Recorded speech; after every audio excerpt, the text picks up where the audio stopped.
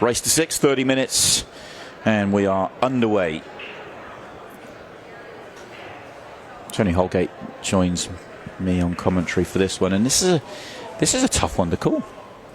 Yeah, at the end of the day, Helfery Matlock, they were a little bit shaky. Well, not shaky, but it was cough, spluttery type match in the opener. Yeah. With Dennis Hatch and his partner Lulu.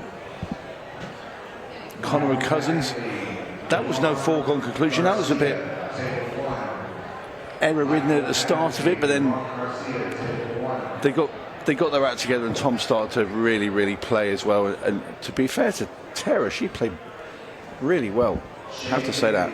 I think both of them, I interviewed them afterwards, and Tom was really positive about how they played, and yeah, as was Tarah. But normally I'm used to interviewing Tom and him saying how much he's struggled or not feeling good when he's made 5 break and runs. But on this occasion, he was really positive with how they played out there, and I think he senses that actually there are a real chance here. Yeah, well, we all know how good Tom Cousins is, and what a competitor. I know Tarah Connor was delighted to have him back as partner.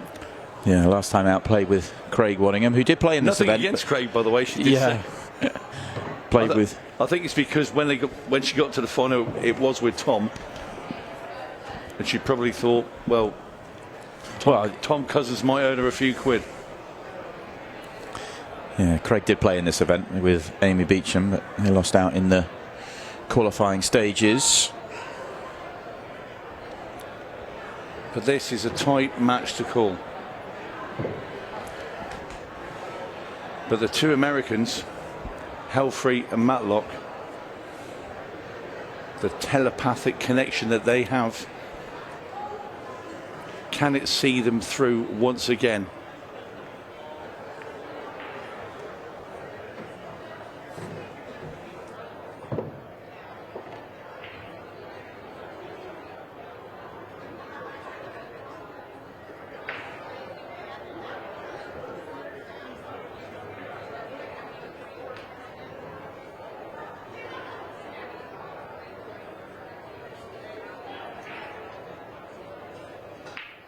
Big mistake here in the opening rack. Was not expecting that from Tom Cousins. He was tree-topped, but still expected him to drop that one in.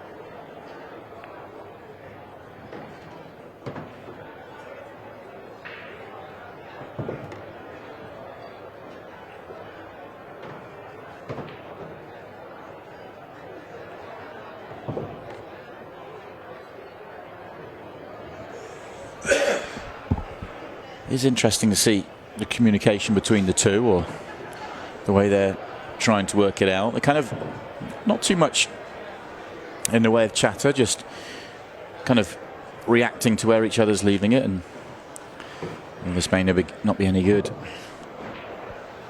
It's okay. Just far enough of a bump, and they're in good shape here to win the opening rack.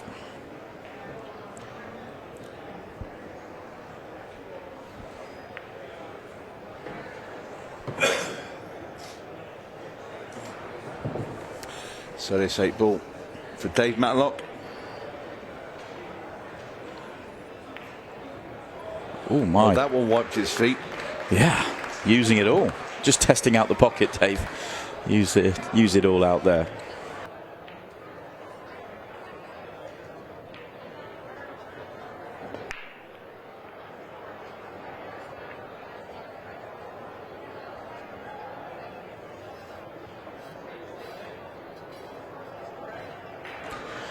Tarah's break was very successful in the quarter-final, but first up here dry.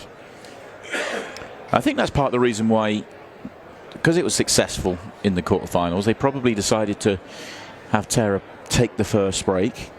Tom does have a fabulous break, but they felt that Tarah's was working well enough to start with it. They have to alternate their breaks. That's the reason I bring that point up. So she's more likely to get more breaks in than Tom, depending on how deep this match goes.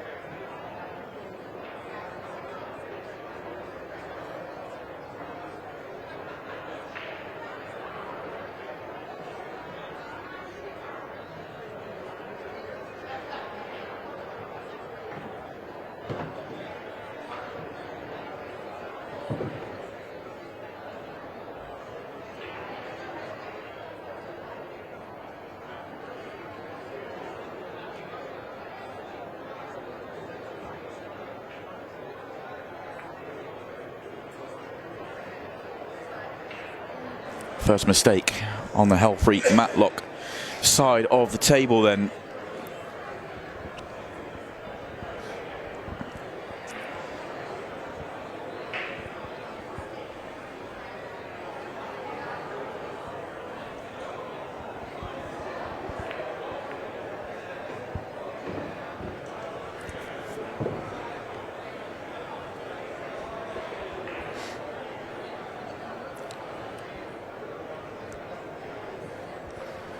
I think it must be getting a bit chilly in that arena, because the match before we saw Savannah Easton put her jacket on it in there, and in the opening match Tarah was wearing, well, she's wearing the same shirt as Tom, the IRO Open shirt, and she's now got the jacket on. Justin Bergman's had the jacket on.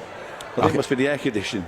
Yeah, and our referee Daryl has also put the Under Armour on, so he's added a layer. It is actually quite cold in the building, even though there's an awful lot of people in.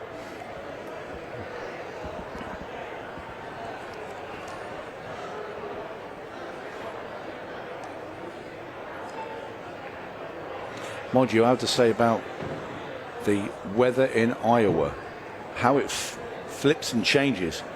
The first day we got here, it was really, really hot.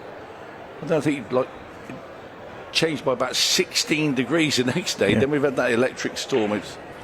Yeah, that electric storm was something else. People did say that you can never ever predict the weather in Iowa, and they're right.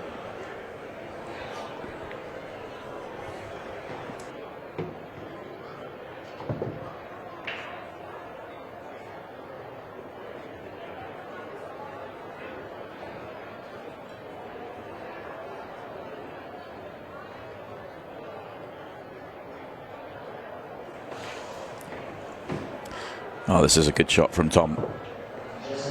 10 ball's always going to be a little bit tricky. Managed to get in line and get behind it.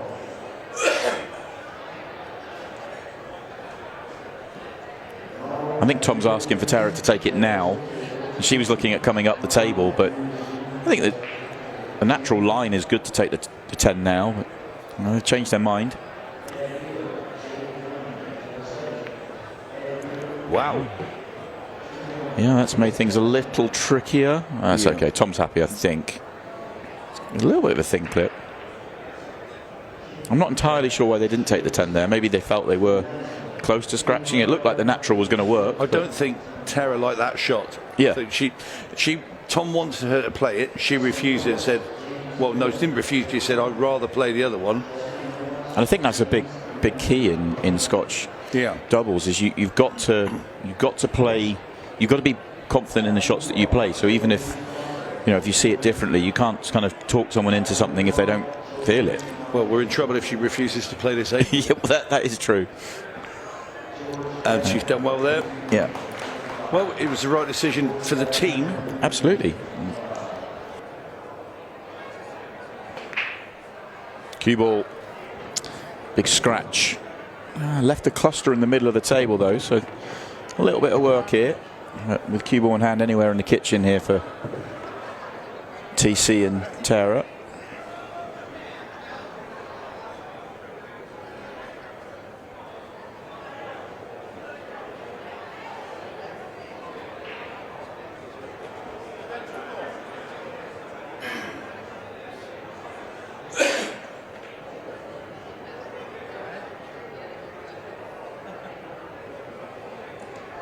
Well, a third of the allotted time for the match has now disappeared. It's just one rack each.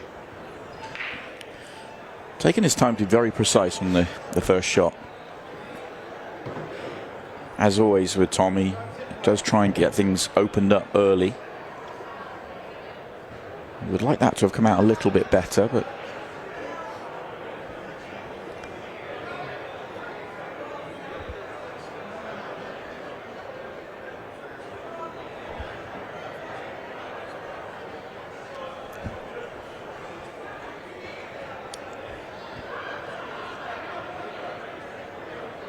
I think initially Tarah thought that Tom wanted her to play safe and off the ball, and he said, no, no, no, I want you to try and pot it in the corner. he was definitely directing traffic out there, wasn't he? He was indeed.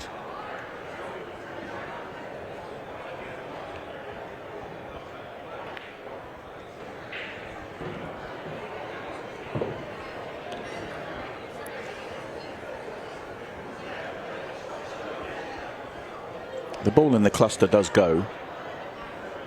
Might have to finish a turn low on it. No.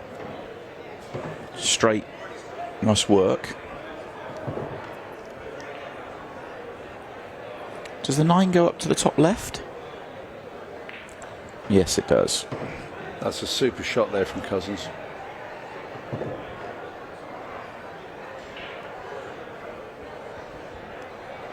Tom Cousins is orchestrating events out there. He's back with the London Philharmonic next week, conducting them. It's reached that time of the night, is it, Tony? You know me, Simon. In goes the 8 from Tom Cousins, and Connor Cousins' partnership now leads by 2 racks to 1. Cousins to break. He put a fair bit of shoulder into that. Really good strike, but not a good leave.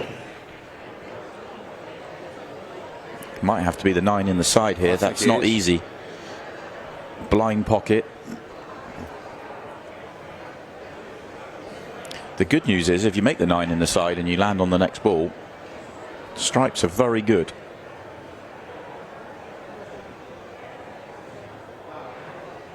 That did not work.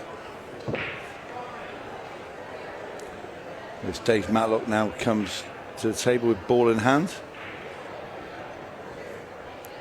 Less Also solid on the a choice. table. Yeah, would you still go solids, even though, I mean, the 2 stripes together, but they both go with ball in hand? 100% I'll take solids, because you take solids. Yeah. take the 2 ball first. He's got ball in hand. Yeah. Play it in the side pocket. Come through the gap between the 8 and the 15. Drop onto the 3. Game over. Yeah. I might have been. I think I would have liked to have gone just fallen into those 2 together and had the 3 next. Personally. No, that's what I want. Yeah, no, that's what I mean. I agree with you. Yeah. Yeah, have the 2 at the bottom last, and the 8 goes easy in the side pocket. Goes easy in the side. Yeah. It shouldn't cause any issues going this way round, but might be slightly thinner on the 3, which. Right, so you can cannon into all sorts here. Yeah. This is why I think Dave was a little. That 3. I think Dave was a little bit rushed in the end. He couldn't make his mind up, and then the clock started to get to him. And it's cost them, I think. Although, does Dave have the shot? Don't think so. If he does, he's only just, and he can't cut it back into the other corner because the 13 ball's in the way. He hasn't even got the bank length of the table because the 12 ball's in the way.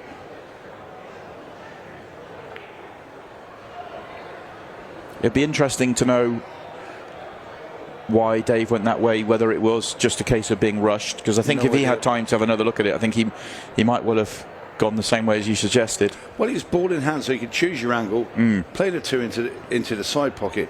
You come past those 2 balls that are stuck together and the 8 ball, drop onto the 3. Yeah. It's rack over, gone. And that would have been 2-2, and now it's very likely that it's going to be 3-1 to Connor and Cousins.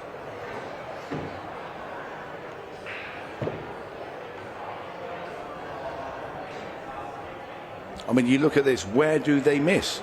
Because you know Tarah's going to be on a perfect ball wherever, because Cousins will never leave her out of position.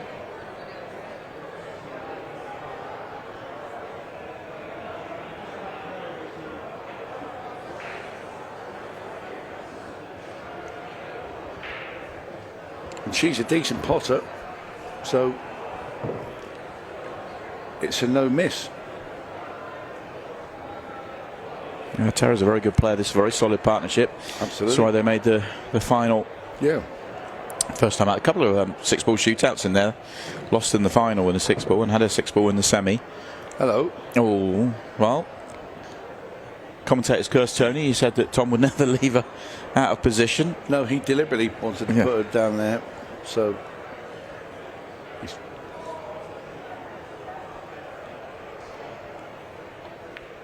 that's a great shot there from Tarah Connor. Perfect angle here for Cousins just to run off the 2 rails. He'll leave Tarah right behind that 8-ball. And this for 3-1.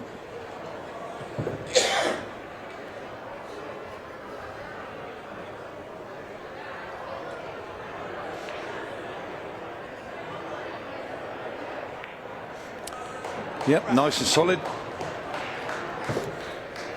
Looking solid, aren't they? Looking very good. So Dave Matlock now to break off rack number 5.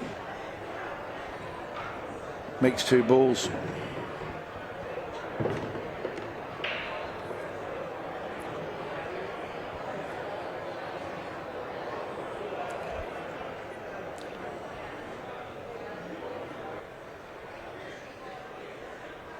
For me, solids of the play.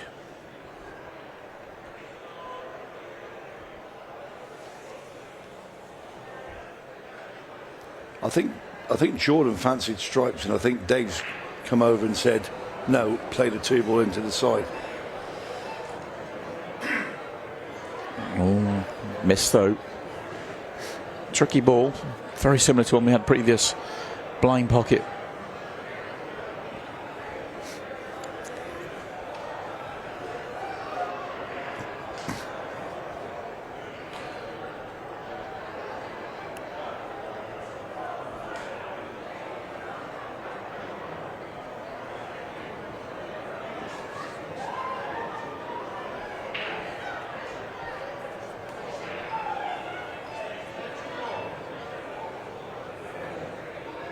Tom rightly calling the extension there for Tarah, because he's still midstream of explaining what he'd like Tarah to do.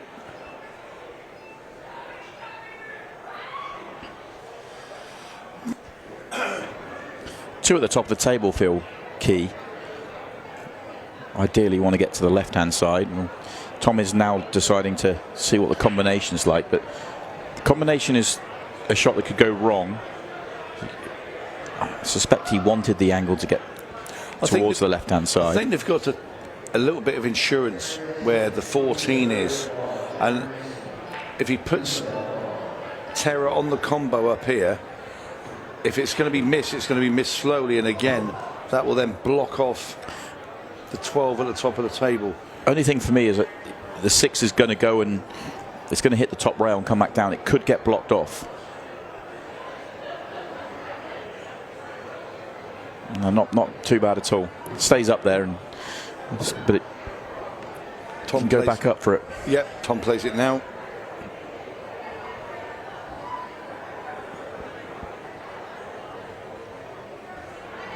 Either that or a combination of his own.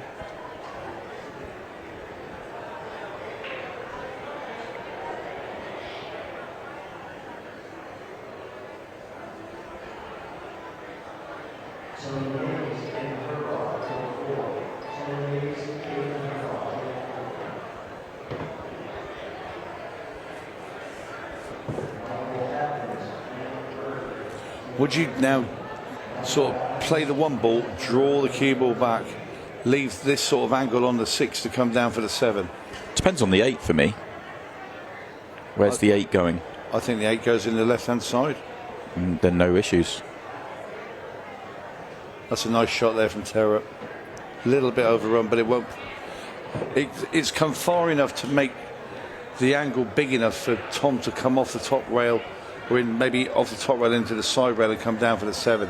If it was a little bit straighter and just the wrong angle, then he really had a problem to force this, but this is okay. Important to get to the top rail before the side. Now then, where does Tom want Tarah to put the cue ball? Get the line going towards the 14 or pull it back. Pull it back, it's fine. So it did go on the left side, no issues. So this is a full one, and this is huge now. Yeah, inside the final 10 minutes as well, so 15 seconds a shot. To get a 3-frame cushion, this would be massive. And then it goes. You never expect Cousins to miss those.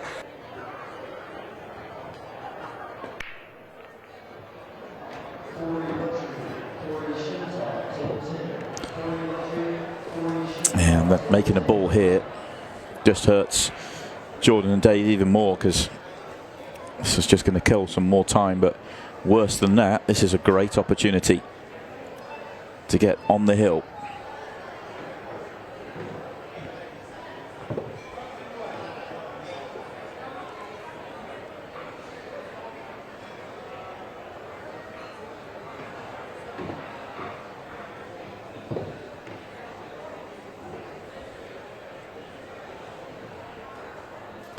Surprised if Tom doesn't go up the table here.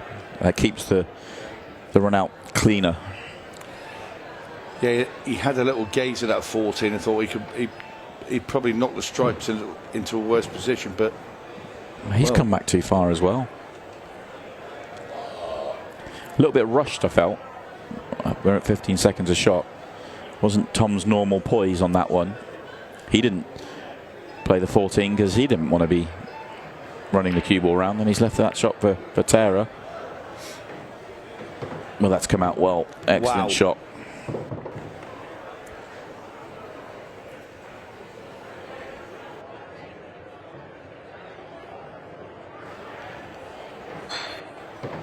And that is A1 position there now for Tarah.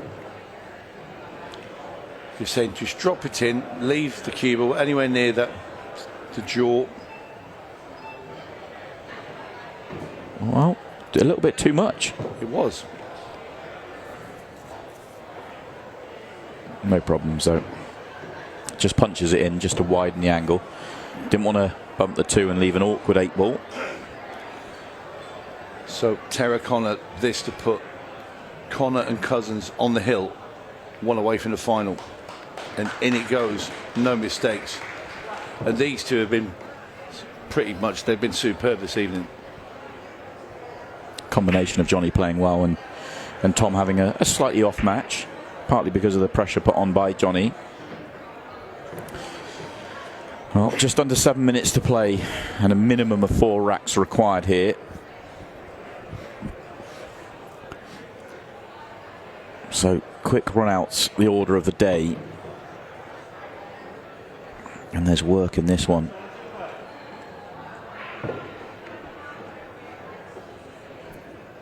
Straight enough to follow through here and do the development?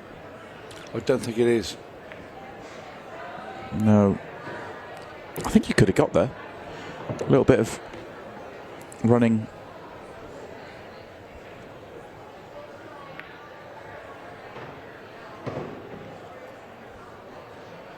The thing is, you can never say die with the golden break and golden duck in play. Any mistake now, though, could be the last. So it's and they're already in trouble here on this run out. That could be their final shot. No, lost a turn, but it's a very easy combo into the side pocket between the 13 and 11.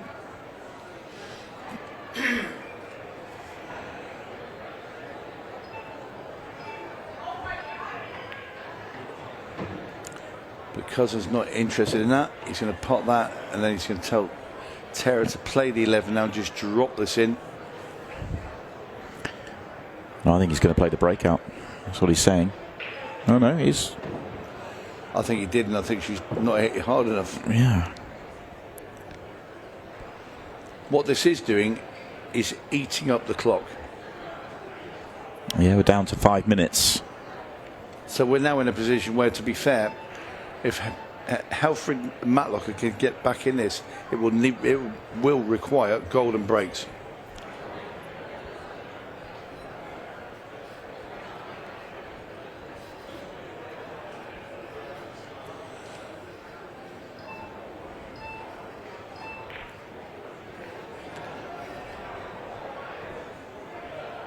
That seemed like a shot that was resigned to defeat from Dave Matlock. I mean, no guarantees of a run out here, but every second that ticks down just hurts them. I mean, you feel that as a player out there. Anyone that's played Ultimate Pool League would know that and would feel that. Can't help but look at the clock and just see it ticking down. Look at that for a bit of a safety shot there from Tarah Connor.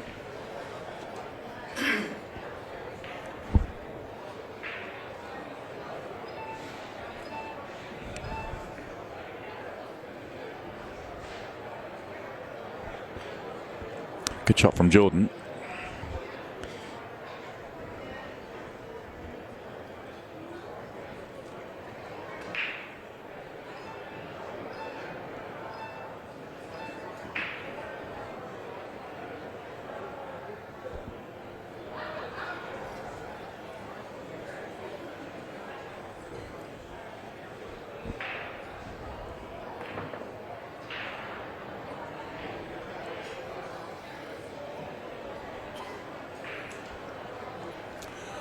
Well, this surely now should be it on the stripes. Connor and Cousins, everything open. They just require one rack to make it into the final, which will be later this evening. Second semi-final will be coming right up after this.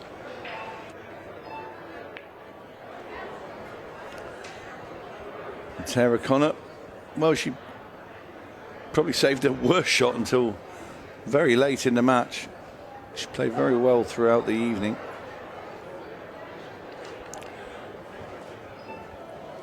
And the second semi-final will be Chase and Melissa Stumfall against Shane Van Boning and Savannah Easton. You feel that Chase and Melissa are going to need to raise it a level or two. Yeah. This now is just going through the motions, really. Yeah, Dave trying to create an angle that wasn't there. And yeah, have to try and make something happen. And even then, it's, I mean, with only 2 minutes to play, even with golden breaks, you're struggling here. Oh, bit of a showboat from Tom. That'll do. Oh, what a shot there. That is very, very good. To get the 15 out for Tarah. She's just got to run this in very gently into the side pocket. And this for the match. Down goes the 8, and Tom Cousins and Tarah Connor stride into the final. They've defeated the Arizona champions, Jordan Helfery and Dave Matlock, 6 racks to 1.